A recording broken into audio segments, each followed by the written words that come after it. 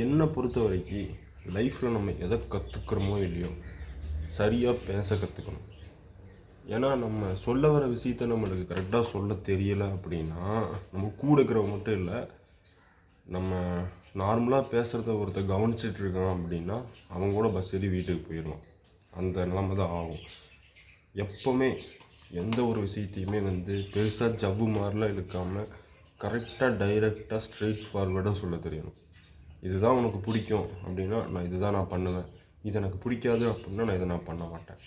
ஒரு விஷயத்தை உனக்கு பிடிக்கவே பிடிக்காது, பட் இருந்தாலும் எனக்கு இதை பிடிக்கும் அப்படின்னுங்கிற மாதிரி நீயே நம்பிட்டு ஒருத்தங்களுக்காக நீ பண்ணுற அப்படின்னுங்கிற மாதிரி ஒரு வாக்கு கொடுத்துட்டாவோ, இல்லை நான் இதுமாதிரி செய்வேன் அப்படின்னுங்கிற மாதிரி நீ சொல்லிவிட்டு அது உன்னால் செய்ய முடியாமல் போயிட்டாலோ அது தேவையில்லாமல் அவங்களையும் ஒரு மாதிரி காயப்படுத்தி உன்னையும் ஒரு டிப்ரெஷனுக்கு உள்ளாக்கிடும்.